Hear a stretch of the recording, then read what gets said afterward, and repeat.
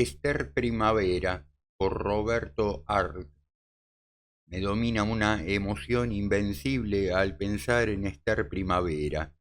Es como si de pronto una ráfaga de viento caliente me golpeara el rostro, y sin embargo la cresta de las sierras está nevada. Carámbanos blancos aterciopelan las horquetas de un nogal que está al pie de la buhardilla que ocupo en el tercer piso del pabellón Pasteur en el sanatorio de tuberculosos de Santa Mónica. Ester Primavera. Su nombre amontona pasado en mis ojos. Mis sobresaltados rojos palidecen en sucesivas bellezas de recuerdo. Mis sobresaltos rojos palidecen en sucesivas bellezas de recuerdo. Nombrarla es recibir de pronto el golpe de una ráfaga de viento caliente en mis mejillas frías, estirado en la reposera, cubierto hasta el mentón, con una manta oscura, pienso de continuo en ella. Hace 700 días que pienso a toda hora en Ester Primavera, la única criatura que he ofendido atrozmente. No, esa no es la palabra. No la he ofendido. Hice algo peor aún. Arranqué de cuajo en ella toda esperanza de la bondad terrestre. No podrá tener nunca más una ilusión. Tan groseramente le he retorcido el alma y esa infamia dilata en mi carne una tristeza deliciosa. Ahora sé que podré morir. Nunca creí que el remordimiento adquiriera profundidades tan sabrosas y que un pecado se convirtiera en una almohada espantosamente muelle, donde para siempre reposaremos con la angustia que fermentamos. Y sé que ella nunca me podrá olvidar, y la mirada fija de la alta criatura que camina moviendo ligeramente los hombros es la única belleza que me atornilla al mundo de los vivos que dejé por este infierno. Aún la veo, el semblante fino y largo, delineado en expresión de tormento, como si siempre al venir hacia mí terminara de desprenderse de un enorme bloque de vida dura. Y este esfuerzo mantenía intacta su agilidad, pues al caminar el faralá de su vestido negro se le atorbellinaba en torno de las rodillas, y un bucle de cabello corrido sobre su sien hasta descubrir el lóbulo de la oreja parecía acompañar ese ímpetu de lanzamiento a lo desconocido, que era su modo de caminar. A veces le envolvía la garganta una piel, y mirándola pasar se creía que era una forastera que regresaba de lejanas ciudades. Así venía hacia mí. Sus 23 años, que habían resbalado a través de todos los planos de vida perpendicular, sus 23 años envasados en un cuerpo gentil, se encaminaban hacia mí, como si yo en ese presente constituyera la definitiva razón de ser de todo su pasado. Sí, eso, había vivido 23 años, para eso, para avanzar en la ancha vereda hacia mí, con rostro de tormento. Sanatorio de Santa Mónica. Qué bien han hecho en ponerle este nombre de mansedumbre al infierno rojo, en el que todos los semblantes los ha barnizado de amarillo la muerte, y donde entre los 4 pabellones, 2 de hombres, 2 de mujeres, sumamos cerca de 1000 tuberculosos. Ay, y hay momentos en que uno lloraría para siempre. Y el círculo de montañas, allá, el círculo que superan otras crestas de montes más distantes, el círculo donde se pierde el riel brillante de una curva, y donde los trenes que se deslizan parecen convoyes de juguetes, y el río que, cuando hay sol, destella chapas de luz entre lo verde, y los peñascos violetas en el crepúsculo y rojos como tizones al amanecer, y más arriba Ucul, y más abajo Cerro del Diablo, y entre la pendiente tortuosa horizontal el triángulo de azul de metileno del embalse del dique, que siempre avanza, y de noche, de día, mujeres que tosen, hombres que se incorporan en las camas, embarados por las alucinaciones de la fiebre, o el gusto de la sangre que desde muy adentro le sube al paladar, y Dios que impera sobre todas nuestras almas taciturnas de pecados. A la derecha de mi reposera está el pardo Leiva, perfil rampante y un pincelazo de melena negra sobre la frente de avellana. A mi izquierda reposa un muchacho rojo, judío, siempre callado, para que la tisis se retarde en devorarle la laringe. Más allá, en una larga fila que ocupa el patio cubierto, reposeras, y descansando en ellas niños, hombres, adolescentes, todos envueltos en la reglamentaria manta oscura. Casi todos tienen la piel amarilla pegada a los huesos planos del semblante, las orejas transparentes, los ojos encendidos o vítreos, las fosas nasales palpitantes en la lenta aspiración del aire glacial que viene de la montaña. Entre todas las pestañas de esos párpados entreabiertos languidece la percepción de un recuerdo.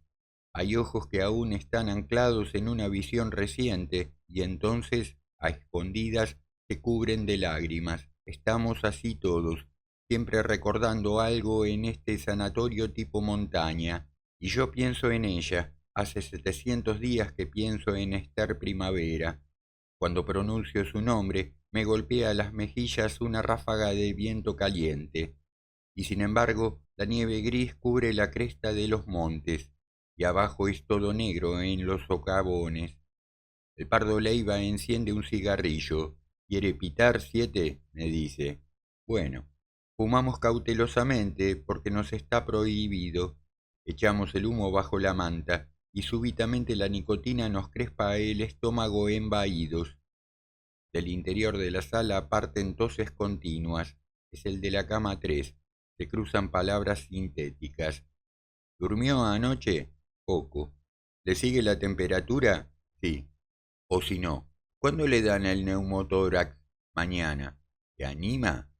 Y, para seguir así, un negro permanece estático en la reposera. Su cabeza de carbón gris se aplana en un cansancio infinito en la tela. Leiva lo mira y dice, ese no pasa el invierno. Del interior de la sala vienen ruidos de toses.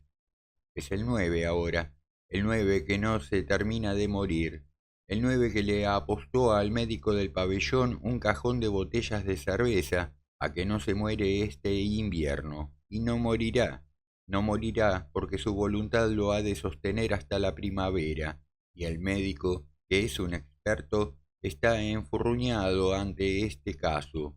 Le dice, porque el enfermo es casi amigo y lo sabe todo, pero si no podés vivir, ¿no te das cuenta que no te queda ni un pedazo así de pulmón? Y le enseña la uña de su dedo meñique. El 9, arrinconado en blanco ángulo recto de la sala, se ríe con estertor subterráneo, envuelto en la acre neblina de su descomposición. Hasta la primavera no hay caso, doctor, sáquese las ilusiones.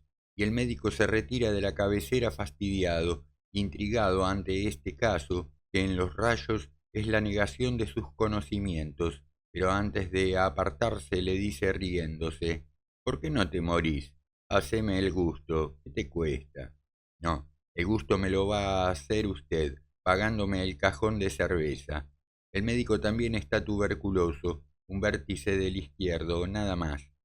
El practicante también, sin nada, el derecho reblandecido, y así todos los que nos movemos como espectros en este infierno que lleva un santo nombre, todos sabemos que estamos condenados a muerte.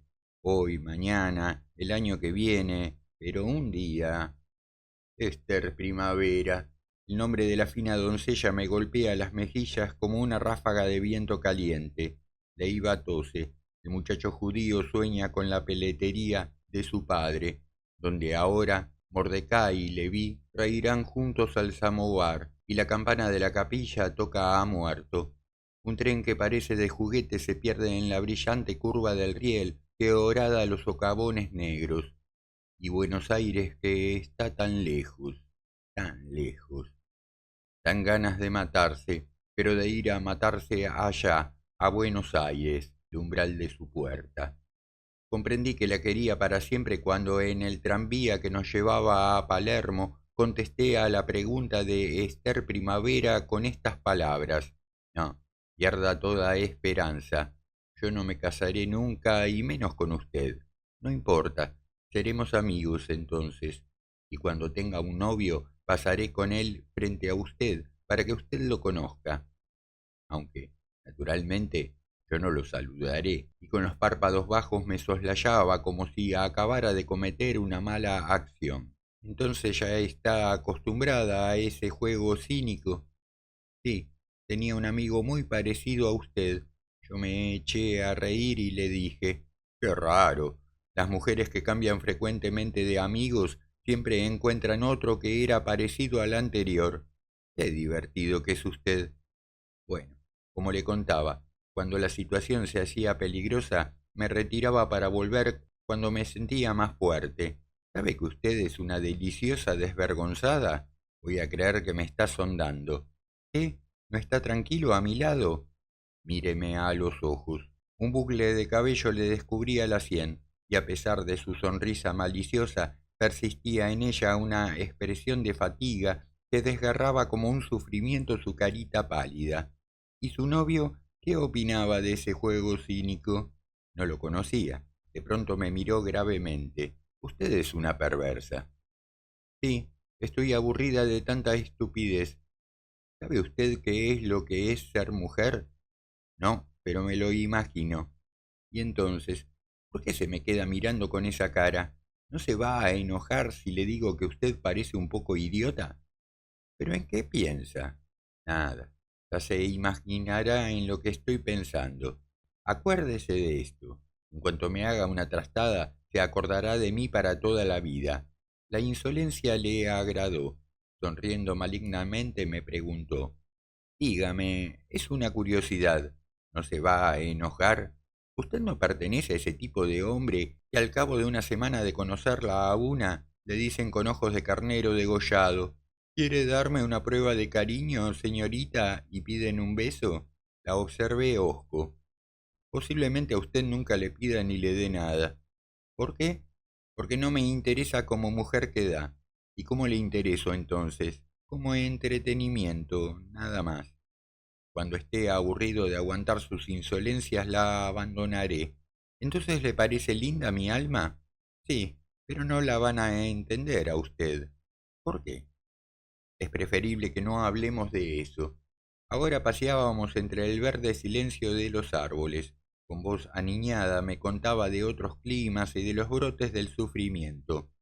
Había entrado en Roma a un hospital de mutilados de la guerra. Vio rostros que parecían haber pasado por los cilindros de una laminadora y cráneos truncos en obtusas, como si los hubiera trepanado una fresa. Conoció las tierras del hielo y de los cetáceos. Había querido a un hombre que se jugó una noche en el tapete de una horrible taberna de Comodoro, entre buscadores de oro y asesinos, toda su fortuna, y la dejó con su ajuar de novia para ir a continuar viviendo su frenética existencia entre los tahúres de Arroyo Pescado. Conversamos toda la mañana.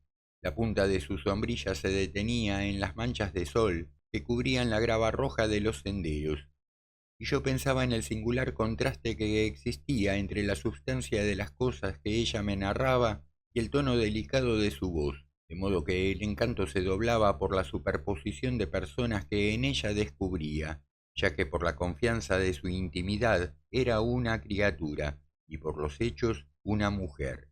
Y no nos tratábamos como desconocidos, sino como personas que se conocen harto tiempo ya y para los cuales el secreto no existe, porque la desnudez del alma ha hecho visible toda posibilidad, y a medida que ella entraba en los hechos que no decía que eran penosos, haciéndose cortesía de lo que pudiera no interesarme, su voz se tornaba más fina y cálida, de modo que, involuntariamente, se comprendía estar en presencia de una señorita, y esta palabra adquiría, refiriéndose a ella, un contenido de perfección, como sería perfecto y visible el brote de un nardo de plata en una vara de hierro, y nos despedimos tristemente. Pero antes de desaparecer, ella volvió sobre sus pasos y me dijo, le doy las gracias por haberme mirado con ojos tan limpios de deseo. Con usted podré hablar siempre de todo, y no piense mal de mí. Luego, moviendo ligeramente los hombros, atorbellinada la pollera en torno de sus ágiles piernas, desapareció. De los 5 que nos reunimos a la noche en la pieza, ¿cuál es el más canalla? Sí, siempre después de cenar, 2 horas después, nos reunimos a tomar mate. El primero que llega es Saku, cabeza de cebolla y tórax de pugilista, más pálido que un cirio, y que en Buenos Aires fue lancero. Tiene un prontuario más largo que una tesis. Después llega el jorobadito Pebre, que se roba los frascos de morfina en La Guardia. Luego Paya, morrudo, estevado, el rostro lechoso siempre afeitado, con una chispa de luz agria en el fondo de sus ojos color de avellana y magnífico empaque de explotador del físico. Entran a nuestra pieza, cuando el muchacho judío está durmiendo. Leiva del Chambón prepara mate, mientras Saco templa las cuerdas de la guitarra, cubriendo la caja con su enorme pecho. Tomamos mate de la misma bombilla, porque ya no tememos al contagio, y vacilo más o menos por campo importa poco. Las conversaciones languidecen a poco de iniciadas y generalmente guardamos silencio. Ah, sí, a Leiva lo llamamos el chambón, pero a él no le agrada conversar de las chambonadas que ha hecho. A los homicidios cometidos los llama chambonadas. Solo cuando se embriaga en el boliche que hay en la parada de Ucul, a la entrada del sanatorio, se acuerda de ellos. Ocurre esto los domingos, cuando se organizan riñas de gallos y viene hasta el jefe político del departamento y el último zaparrastroso de Ucul, que tiene un peso que jugarse. Leiva, acodado en la mesa, mirando sombríamente el rectángulo de lejanía pastosa que recuadra la puerta, evoca a medias palabras sus buenos tiempos. Fue recero en Las Varillas. Por el lado de San Rafael hizo su primera chambonada. Bajo el ángulo obtuso del techo de la buhardilla, las cuerdas que va templando Saco dejan suspendidas en el aire blanqueado de humo diapasones que se amortiguan lentamente. El jorobadito apoya sus alpargatas en la orilla del brasero y con su cara de mono tití, balanceando la cabeza, acompaña el compás de las dulces estridencias. Paya, envuelto el cuello en un pañuelo de seda, se refugia en un silencio hosco, ocupando el ángulo de la pieza, donde el techo es más bajo. Piensa, se acuerda del departamento amueblado que tuvo en Corrientes y Talcahuano. Se acuerda. ¿Cuál es el más canalla de entre nosotros 5? Hemos realizado todos una vida frenética o trágica. A mí me sorprendió el terrible dolor pulmonar una mañana de verano. A Paya le subió la sangre ensurtidora a los labios una noche en un escolazo, en que se jugaba 2.000 pesos en un full de póker. A Leiva lo derribó la gripe, a Saco la tos, una tos tan continua que un acceso le denunció al pasajero de un ómnibus, en circunstancias en que le vaciaba el bolsillo. Aburridos y taciturnos lo rodeamos a Leiva, que ahora ha tomado la guitarra. Las frentes permanecen inclinadas, los semblantes dibujan una expresión varonil que es afirmación de querer vivir más cruelmente aún. El laringítico duerme cara al muro y su cabello rojo deja una mancha de cobre en la almohada. Paya deja humear la colilla del cigarrillo entre los labios. Se acuerda de la vida, de los manchamientos, de las noches pasadas en la berlina. Se acuerda de las luminosas tardes del hipódromo, las tribunas negras de una multitud porteña y en la encorvada pista resbalando vertiginosamente las blusas multicolores de los jockeys, las blusas verdes, rojas, amarillas, infladas por el viento, mientras la merza chupaba docenas de naranjas, gritando desaforadamente al paso de los favoritos. Leiva desangra un tango en las cuerdas lloronas. La fiereza de los semblantes se desmorona en un convulsivo temblor de nervios faciales. Como las fieras el bosque, nosotros olfateamos a Buenos Aires que está tan lejos, y entre las montañas nevadas el nombre de Esther Primavera choca en mis mejillas como una ráfaga de viento perfumado, y el perfil de Leiva, retobado de vientos y soles, se inclina sobre la vihuela. También sus ojos se afirman en un recuerdo de distancia, la pampa verde y violácea, el ganado movedizo en la neblina de las montañas, la copa de caña bebida en el mostrador, con una mano en el cinto y el vaso haciendo salud. Saco, a la orilla de mi cama, se limpia las uñas con la punta de una cuchilla. Él también se acuerda. Es el cuadro tercero, los ladrones esperando en la mañana, la visita de la mujer que les traerá la ropa y noticias de la defensa, el atardecer, con la tumba horrible humeando en el tacho, y luego las partidas de naipes interminables, la emoción de los encuentros, los paseos en el carro celular al juzgado, las historias de estafas, el prolegómeno de la cárcel de encausados, la carta que se escribe para engatusar a un gil, con el cuento de la quiebra fraudulenta, la alegría de la libertad, la profunda alegría de aquel grito que daba el guardiacárcel. ¡Saco! Con todo, a la guardia. Como una ráfaga de viento caliente choca en mis mejillas el nombre de Ester Primavera.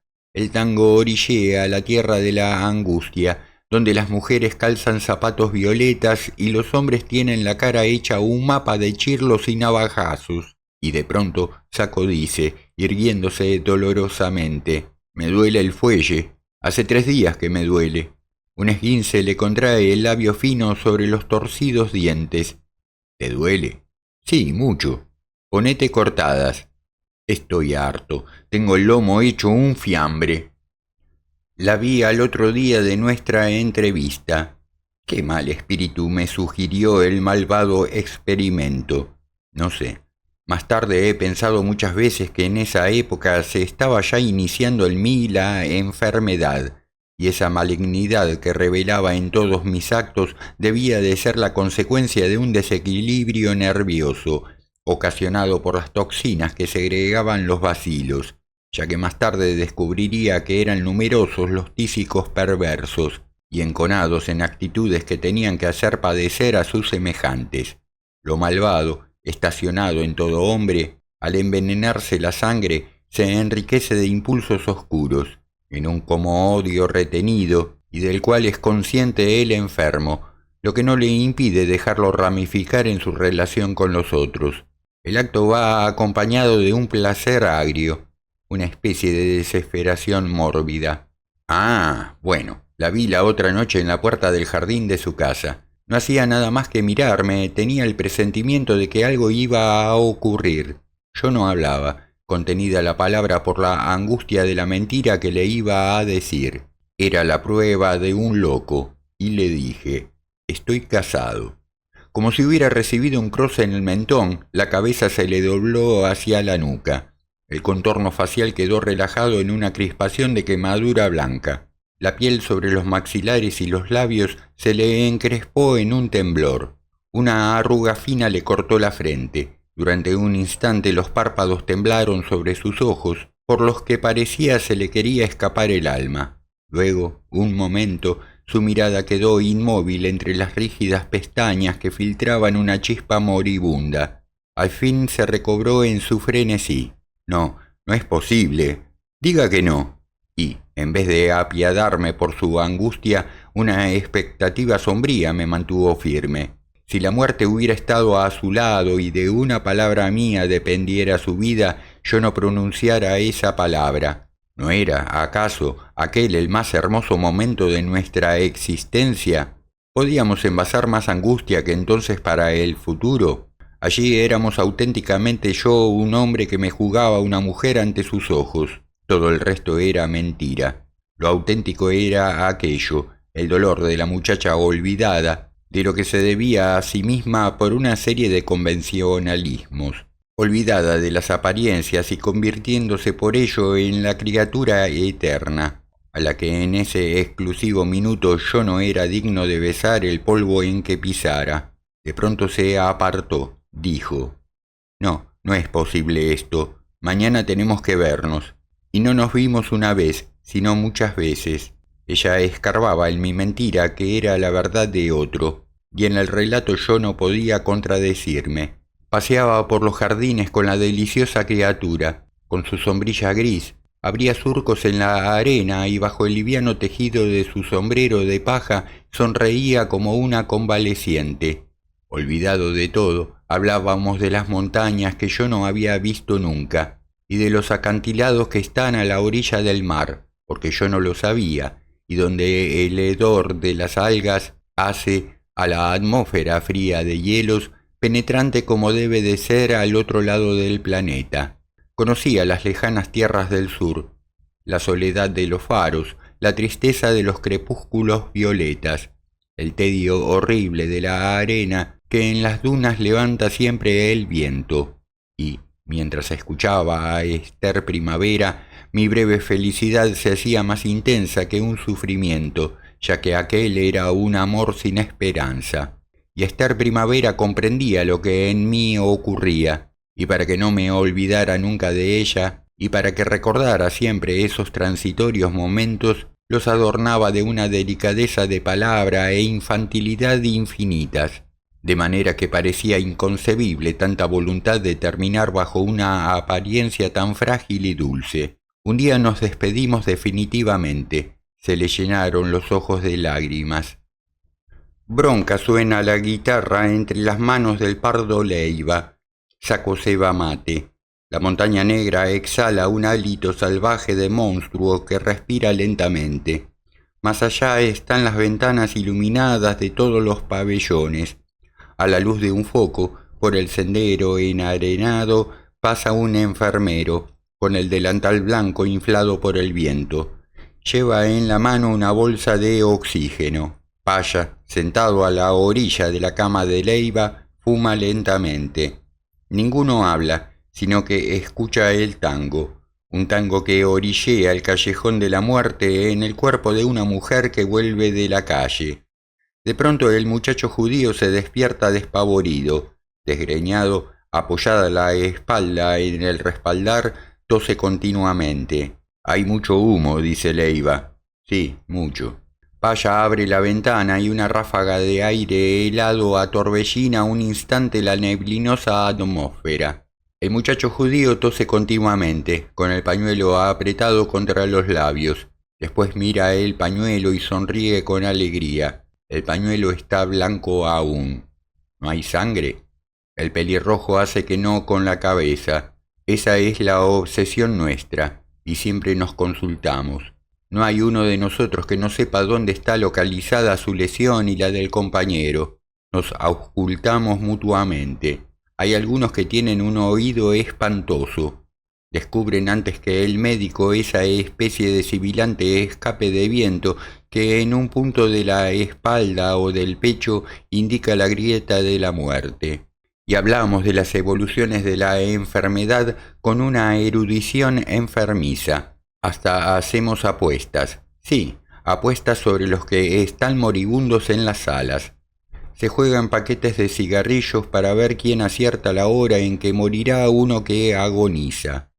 Juego complicado y terrible, ya que a veces el moribundo no se muere, sino que reacciona, entra en la convalecencia, se cura de la enfermedad y a su vez comienza a burlarse de los jugadores y a entusiasmarse hasta el punto de buscar irónicamente otro candidato sobre quien apostar.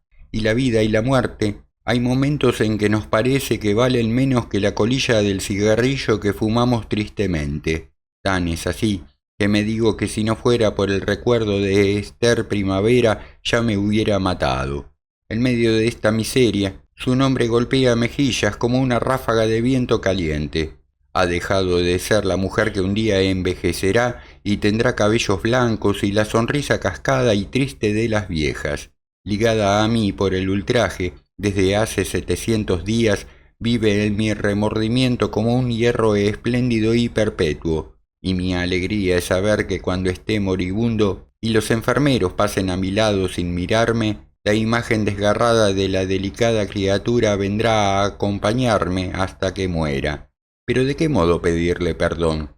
Y sin embargo, hace 700 días que pienso a toda hora en ella. Envuelto en el sobretodo salgo a la galería, con una manta a cuestas. Cierto es que eso está prohibido, pero en un rincón de tinieblas metiendo en una reposera. Tan oscuro está que el acre olor de los espinillos parece la voz de la tierra. Una masa oscura se levanta paralela a mi semblante. Es la montaña. Muy lejos, inciertas como estrellas, un cordón de luces amarillas reticula la distancia en un plano hipotético. Son las calles de Ucul. La carne se me endurece sobre los huesos, tanto frío hace.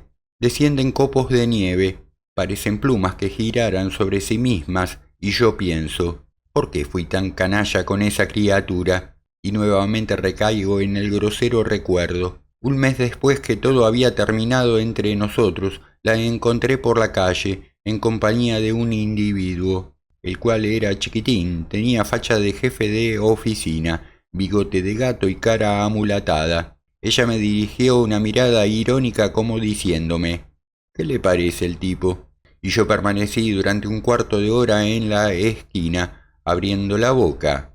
Pero, ¿tenía derecho a indignarme? ¿No me había dicho ya, me casaré con el primero que venga y demuestre quererme un poco? ¿Y esa mirada irónica había brotado de sus ojos que antes miraron llorosos? ¿Era posible eso? Un rencor frío, una de esas rabias ensordecidas por la ferocidad latente en todo hombre y que sólo se componen de acción inmediata, me llevó hasta un café.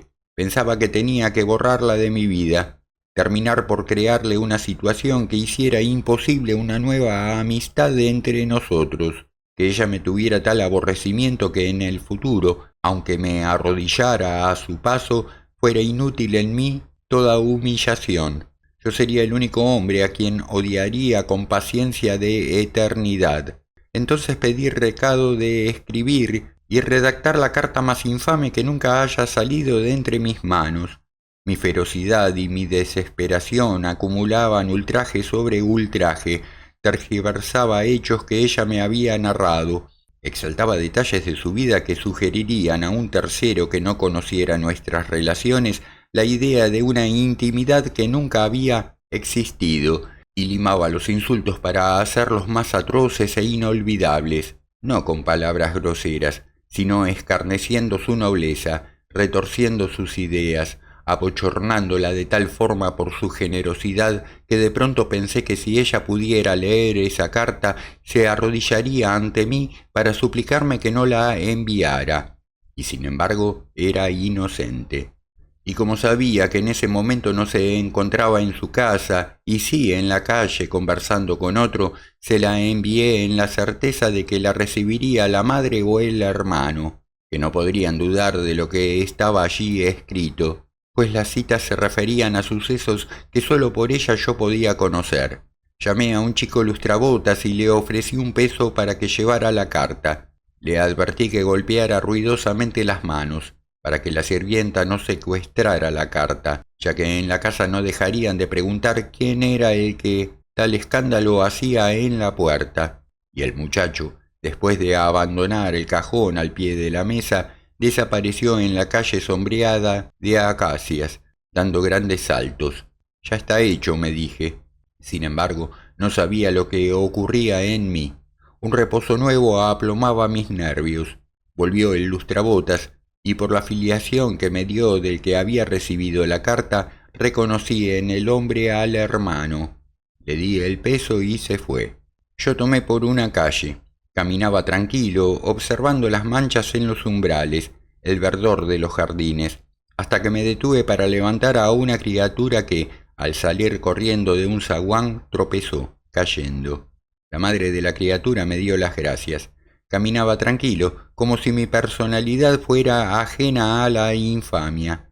Sin embargo, había ocurrido algo tan enorme e imposible de remediar como la marcha del sol o la caída de un planeta, y solo violentando la imaginación pude imaginarme la llegada del zaparrastroso golpeando desaforadamente las manos, y el asombro de toda esa gente al recibir para una hija semejante.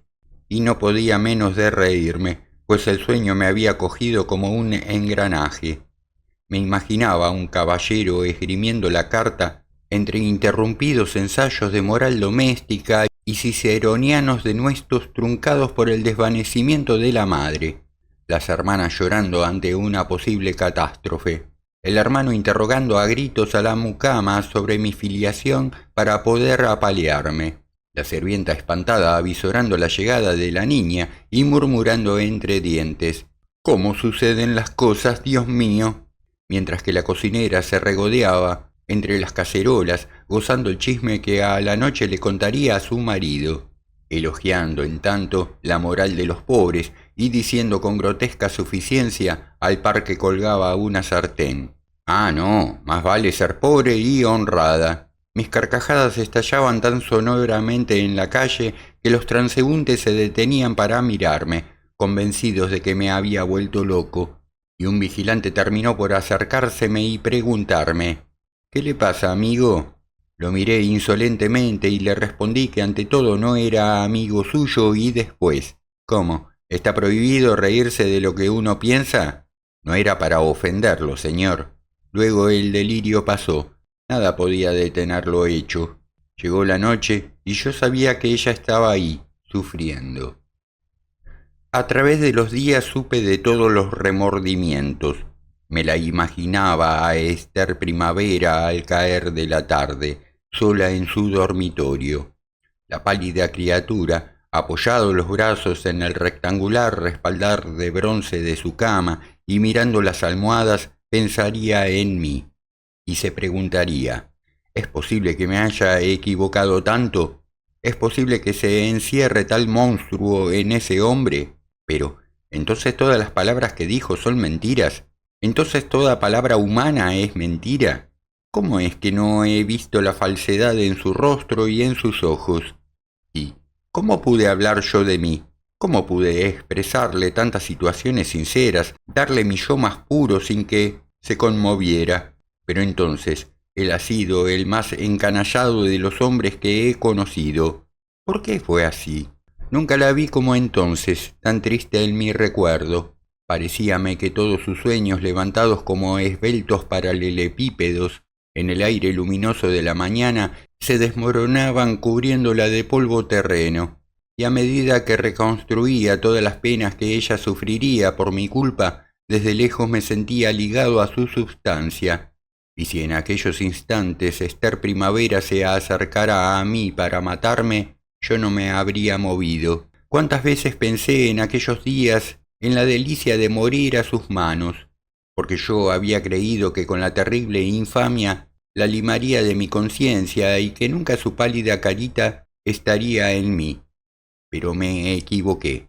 Con la cruel ofensa la coloqué en mis días más inmóvil y firme que una espada que me atravesara perpendicularmente el corazón, y a cada latido el tajo profundo se ensancha en lento desgarramiento.